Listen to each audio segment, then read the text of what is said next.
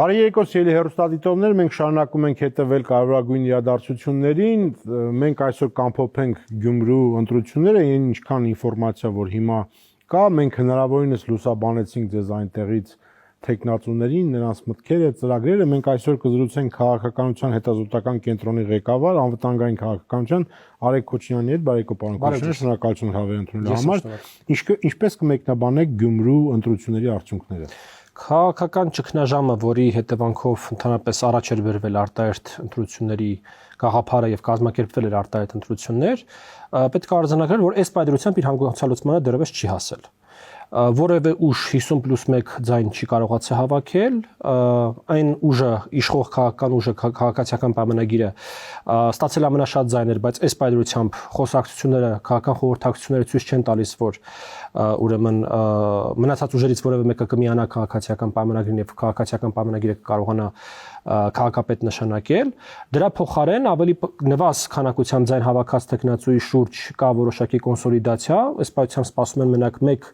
ուրեմն քաղաքական ուժի ղեկավարին, նրա հայտարարությանը եւ կարողանանք ասել, որ ձևավորվել է 4 մնացած ուժերից բաղկացած ուրեմն քաղաքային իշխանություն։ Այդ պարագայում ինչ որ չափով կարողանանք նշել, որ քաղաքական ճգնաժամը ի վերջո հասել է իր հանգուցալուծմանը։ Կա 4 սցենար այս պայմանությամբ զարգացման, ընդհանուր տեխնիկապես, հա։ Առաջին սցենարը, որ ուրեմն որևէ հանգուցալուծում նորից չի լինի, սա իրականում վատ տարբերակն է, որ քաղաքական ուժերը այս քաղաքական կոնսուլտացիաները, որոնք որ հիմա տեղի ունեն, միմյանց միջև որևէ ընդհանուր հայտարարի չեն գա, քաղաքապետ չի ընտրվի եւ կգնան նորից ընտրությունների, ինչը հնարավոր սցենար է, որովհետեւ նորից եմ ուզում ասել, որևէ քաղաքական ուժ չի կարողացել 50+1% ձայն հավաքել։ Մյուս տարբերակը այն է, որ ինչպես նշեցի, 4 ուժերը, որոնք որ բացի քաղաքացիական պայմանագրից անցել են նույնպես ավականի, կարողանալու են կոնսոլիդացնել իրենց ուժերը եւ կարողանալու են քաղաքապետ նշանակել, ընտրել։ Երրորդ տարբերակը, որ այդ 4 ուժերից որևէ մեկը կմիանա քաղաքացիական պայմանագրին եւ հետեւաբար մեկ այլ քաղաքապետի տեխնացու կընտրվի, եւ վերջապես 4-րդ տարբերակը, որ կսկսվի այսպես տրոհում այս քաղաքական ուժերի, եւ որ այս քաղաքական ուժերից առանձին մարդիկ տարբեր կերպ կսկսեն քվեարկել,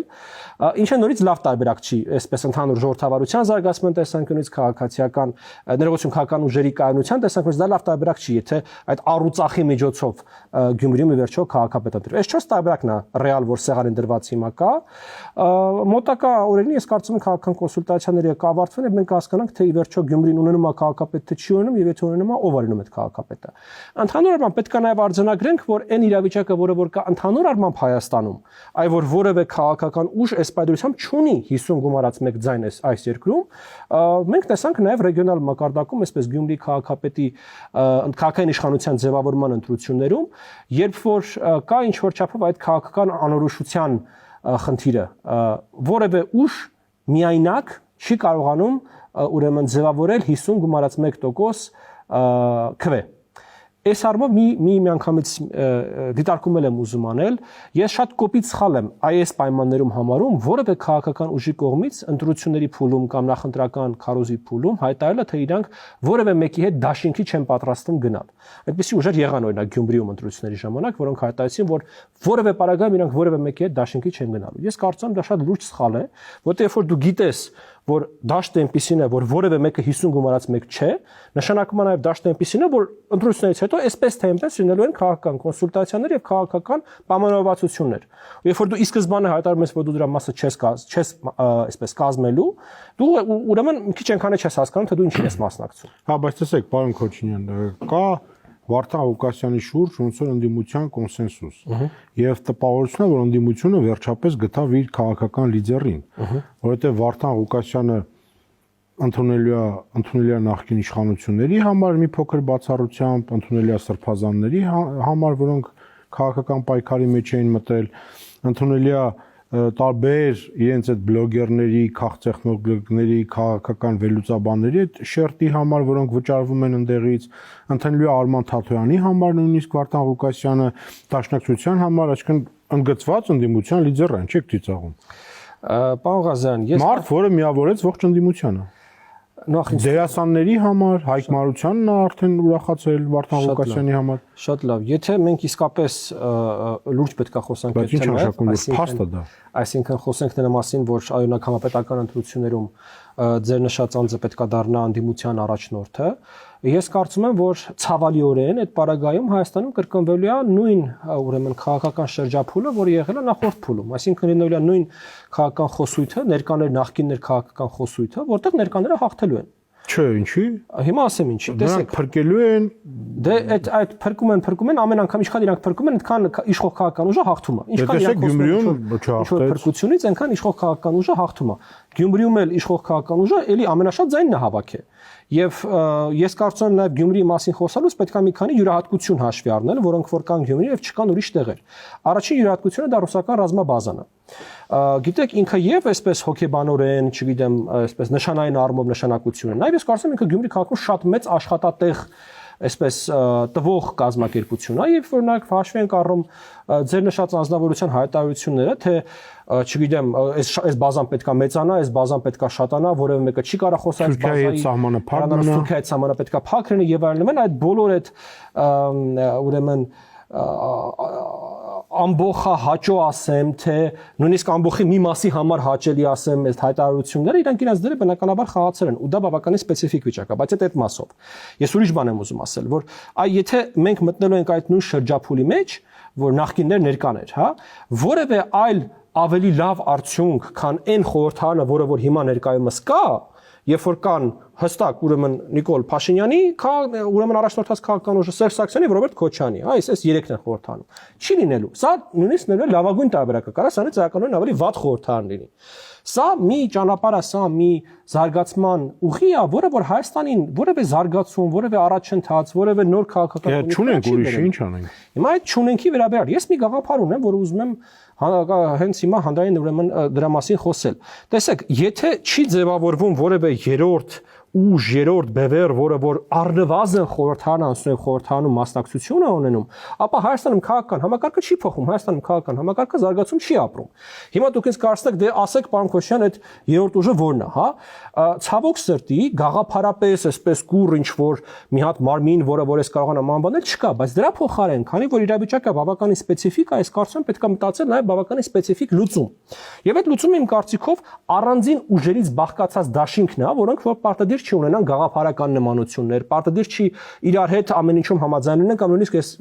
այսպես միգուցե շատերի համար ծաղրելի բան կասեն, նույնիսկ իրար վստահ են։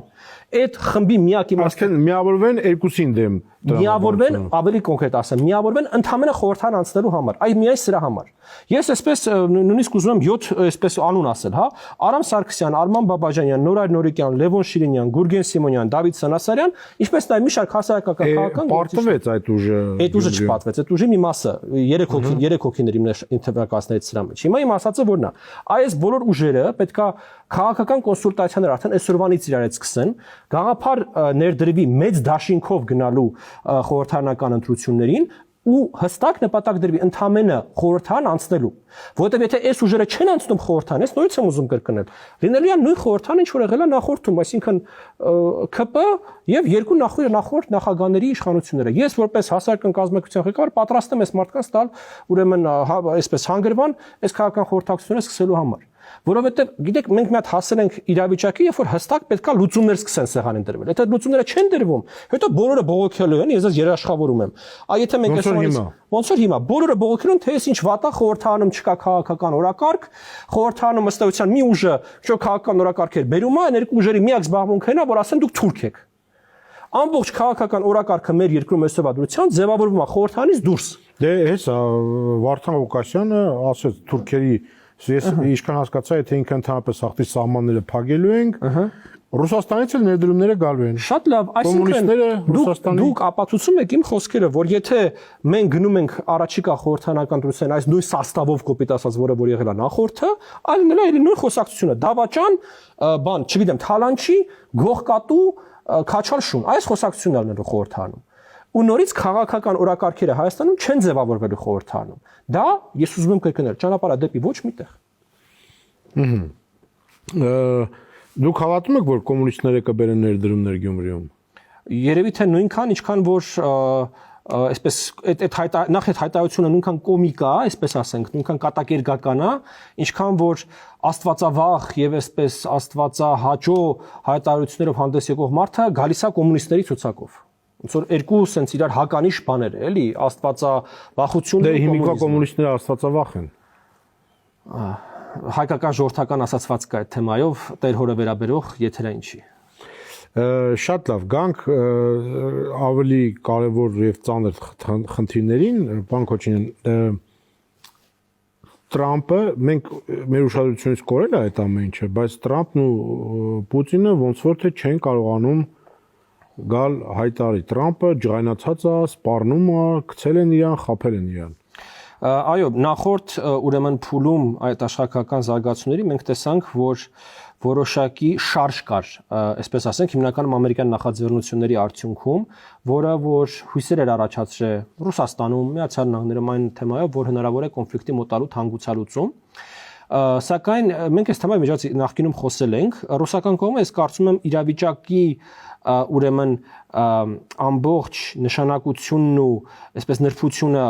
չընկալեց եւ դրեց ել ավելի մեծ պահանջներ։ Այսինքն եթե օրինակ ամերիկյան կողմը պատրաստ էր իրավիճակը հանգուցալուծելու համար գնալ 3x զիջումների, հա, չափման այսպես բանական միավորացրելով, ես կարծում եմ այդ բան ռուսները 9x ուզեցին։ Եվ հենց այս պայից Եվ Թրամփը հասկացավ, որ այնտեղ լուրջ չեն վերաբերվում այդ առաջարկին։ Եվ իրեն ընդհանրապես, հա, եւ ընդհանրապես իր ուրեմն աշխարհայացքին, աշխարհը ուրեմն խաղաղության եւ այլ տեղեր բերելու իր գաղափարներին։ Ես այստեղ ճիշտ ասած մի մտավախություն ունեմ, որ Թրամփը նմանատիպ հայտարարություն արեց նաեւ Ուկրաինայի հասցեին, որ ուկրաինացիները եւ կոնկրետ Զելենսկին չի ուզում մեր այդ ստորագրի այդ հազվագյուտ մետաղների վերաբերյալ համաձայնագիրը եւ մի մտավախություն եմ, որ այս պարագայում Թրամփի администрացիան գուցե ոչ թե փորձի խաղաղության տանել ուրեմն իրավիճակը, ուղղակի միակողմանորեն դուրս գալ այս գործընթացից, հաշվի առնելով այս администрացիայի սպეციფիկան, դա նույնպես հնարավոր է։ Այնպես որ այո, այնտեղ զարգացումները դեռևս շարունակվում են, մի բան ակնհայտ է, որ կոնֆլիկտը այս պայծրությամբ չի ավարտվում, եւ եթե մի ամիս, երկու ամիս առաջ կար շատ ավելի մեծ քաղաքական էներգիա ուղղված կոնֆլիկտի հանգուցալուծմանը, հիմա այդ էներգիան նորից վերաձևակերպվում է ու կոնֆլիկտը շարունակվում է։ Հատկապես եթե այս ամեն ինչին գումարենք նաեւ Եվրոպական միությունում տեղի ունեցող բավականին լուրջ փոփոխությունները։ Այ մենք սովորենք, չէ, մեր ձեր ամբողջ կյանքի ընթացքում Եվրոպական միությունը եղել է այսպես փափուկ ուժի հոմանիշը։ Երբ որ մեկ ուզում էր ասել, դե ոնց որ մեջը ինչ կա, այսինքն ինչ ուժի մասին է խոսքը, օրինակը բերում էր եվրոպացիների վրա։ Հիմա դա կարծես թե փոխվում է։ Մենք տեսնում ենք Գերմանիայից հնչող հայտարարությունները իրենց վերազինման վերաբերյալ, մենք տեսնում ենք Ֆրանսիայից հնչող հայտարարությունները վերազինման վերաբերյալ, մենք տեսնում ենք Եվրոպական միությունը այսպես հսկայական գումարներ է պատրաստվում դեռևս հատկացնել իր վերազինման։ Եթե դա տեղի ունենա, մենք խոսենք նաև նրա մասին, որ Եվրոպական միությունը եւ Եվրոպական միության երկրները վերադառնում են աշխարհի քաղաքական քարտեզի վրա իբրև աշխարհաքաղաքական ուժային կենտրոն, ինչպեսին իրենք տասնամյակներ շարունակ այդ դերը իրանք այսպես ապա ուրեմն արտապատվիրակել էին հիմնականում Միացյալ Նահանգներին։ Այ ուժային կենտրոնը Միացյալ Նահանգներն են, բայց Եվրոպական միության տնտեսությունը նվազ չի Միացյալ Նահանգների տնտեսությունից, բնակչությունը ավել է Միացյալ Նահանգների բնակչությունից։ Այնպես որ եթե եվրոպացիները այսպես իսկապես որոշեն ու այդ որոշմանը սպասարկելու համար պատրաստ են ռեսուրսներ, էներգիա ծախսել, իրանց էլ նեղություն տալ, իրանք կարող են դառնալ միանշանակ աշխարհակական լրջագույն ուժային կենտրոն։ Շատ լուրջ խմորումներ են տեղի ունենում մեր հարևան Թուրքիայում։ Այո։ Ինչպես կմեկնաբանեք։ Գիտեք, ամենահեշտ բանը իհարկե այս պարագայում ուրախանալն է, հա, որ թուրքերի մոտ անհանգիստ է, մեր մոտ պետք է ուրախանալ, ոնց որ ենթադրում եմ, որ մեր մոտ անհանգիստ, Թուրքիայում շատերը ուրախանում են, բայց ես կարծում եմ, որ ժամանակն ավելի իմաստուն վերաբերվել է հարցին։ Տեսեք, ես կարծում եմ, որ անցնող 2-3 տարիների ընթացքում Հայաստանը որոշակի հաջողություններ գրանցել է Թուրքիայի ներկայիս ադմինիստրացիայի հետ կապեր կառուցելու տեսանկյունից։ Դա խոսքը վերաբերում է եւ ղեկավարների մակարդակով տեղի ունեցած աշխատանքին, եւ արտաքին գործերի նախարարությունների եւ այլ մակարդակներով։ Այսինքն ստեղծվել են որոշակի կապեր, որոշակի աշխատանք է տեղի ունեցել, բանակցային գործընթացը հասել է որոշակի հանգրվանների։ Ինչ որ եթե դուք ինձ հասցնեք կոնկրետ ինչ արի, ես այսպես շատ հստակ կոնկրետ բաներ չեմ կարողանա ասել, բայց նաեւ կա օրինակ համար Էրդողանի հայտարարությունները, թե Հայաստանն էլ ուզում խաղաղություն, կա Թուրքիայի երկկողմանի հայտարարությունները, որ մենք կոչ ենք անում Հայաստանին ու Ադրբեջանին պահը բաց չթողնել։ Սրանք բավականին լուրջ ռետորիկայի փոփոխություններ են, թե մենք սրանք համատում ենք 20 թվականից 21 թվականից առաջ Թուրքիայի շատ հստակ, շատ միակողմանի հայտարարություններին։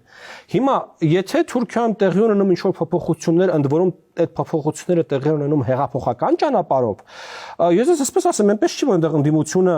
ասենց գիտեք, փետրավոր, թևավոր հրեշտակներից է բաղկացած, լիբերալ ասենց մարդիկ են, որոնք որ գալու են, ասեն, չէ, դες հայերը հենա խաղաղություն ուզում, այս ադրբեջանցիները չեն ուզում, այդպես չի լինելու։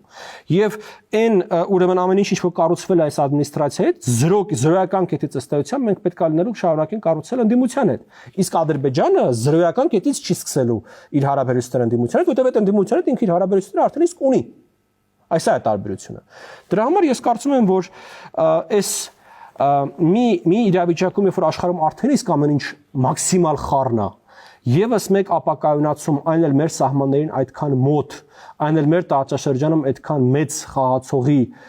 մոտ Հայաստանի շահերից չի ելնում։ Ինչպես եւ չի ելնում մեր համար ապակայունացում Վրաստանում, ինչպես մեր շահերից, ինչպես եւ մեր շահերից չի ելնում ապակայունացում Իրանում։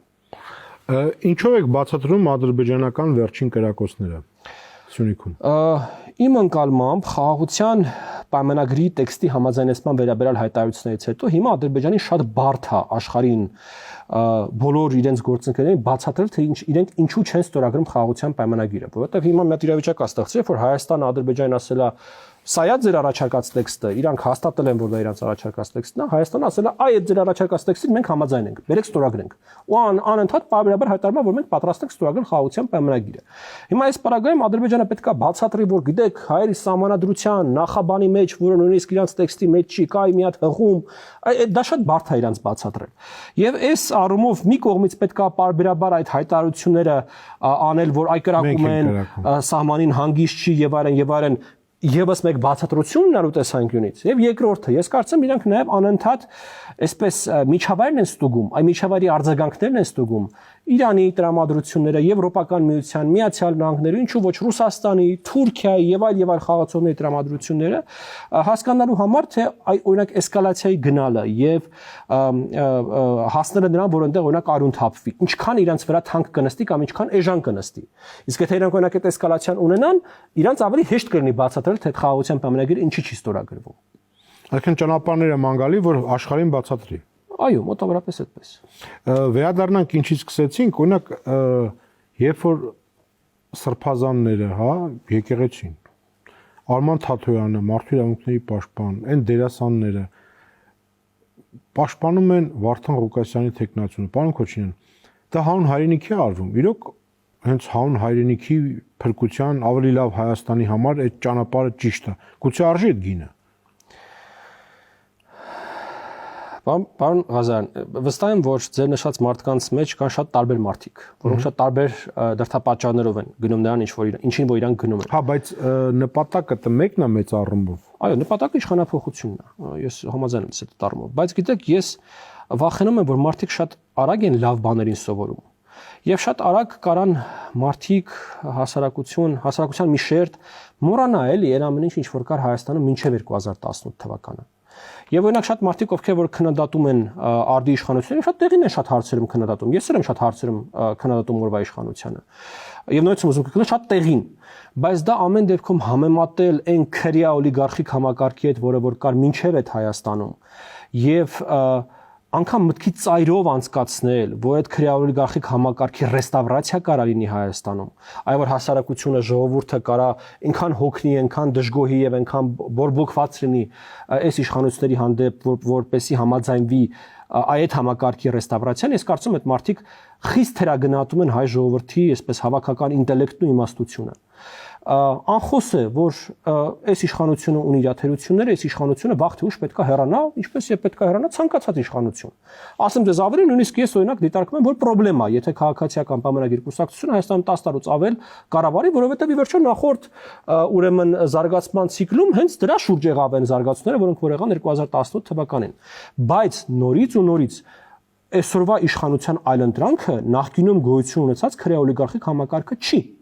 Եվ եթե դուք նկատեցիք, իմ ամբողջ մտահոգությունը, ամբողջ առաջարկությունները պատտվում են նրա շուրջ, թե ինչ անել, որ առնվազն հաջորդ խորհրդարանը չլինի նույն բանի մասին, չլինի այս ներկաներ ընդդեմ նախկիներ իշխանության մասին։ Շնորհակալություն։ Ես եմ դժոխք։ Մեր հյուրը Արեգ Քոչինյանն էր, կհանդիպենք ցտեսություն։